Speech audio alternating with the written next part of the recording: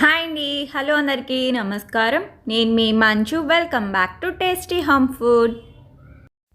ఇవాల్టి recipe bread omelette. Morning బ్రేక్ఫాస్ట్కి కానీ ఈవినింగ్ స్నాక్స్కి ఇది పర్ఫెక్ట్. పెద్దగా ప్రిపరేషన్ కూడా అవసరం లేదు, అందరూ ఈజీగా తయారు చేసేసుకోవచ్చు. లేట్ చేయకుండా రెసిపీలోకి వెళ్ళిపోదాం. ఇప్పుడు ఒక పాన్ తీసుకొని ఆయిల్ కానీ బటర్ కానీ అప్లై చేసుకోండి. మిల్క్ బ్రెడ్ కానీ శాండ్విచ్ బ్రెడ్ కానీ ఏదైనా బ్రెడ్ తీసుకోవచ్చు.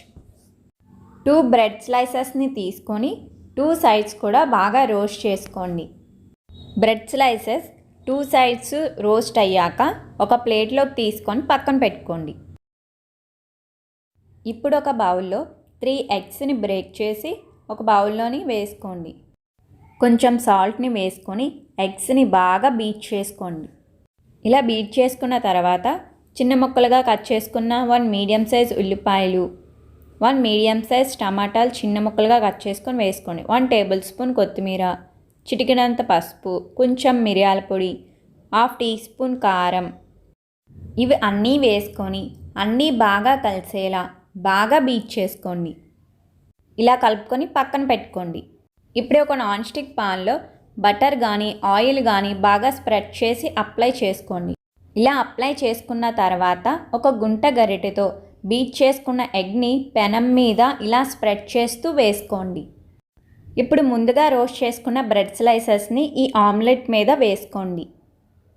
స్టవ్ మీడియం ఫ్లేమ్లో పెట్టుకొని ఈ ఆమ్లెట్ని కుక్ చేసుకోండి. ఇలా ఆమ్లెట్ కొంచెం కుక్ అయినప్పుడు ఇలా గరిటెతో స్లోగా తీసుకుంటూ బ్రెడ్ మీద వేసుకోవాలి. అప్పుడే ఆమ్లెట్ బ్రెడ్కి అంటుకుంటుంది. ఆమ్లెట్ బాగా కుక్ అయ్యాక తీస్తే బ్రెడ్కి అంటుకోకుండా బ్రెడ్కి బ్రెడ్, ఆమ్లెట్కి ఆమ్లెట్ విడిపోతుంది. అందుకే ఆమ్లెట్ కొంచెం కుక్ అయినప్పుడే బ్రెడ్ మీదకి ఫ్లిప్ చేసుకోండి.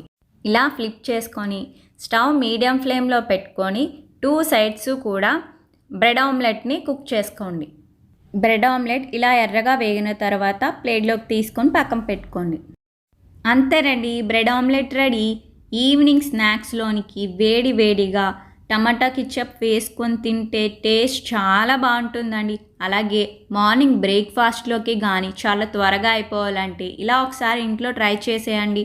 ఈ వీడియో కనుక మీకు నచ్చినట్లయితే లైక్ చేయండి, షేర్ చేయండి, సబ్స్క్రైబ్ చేసుకోండి, పక్కనే ఉన్న బెల్ ఐకాన్ని క్లిక్ చేయండి. థ్యాంక్ యూ అండి అందరికీ.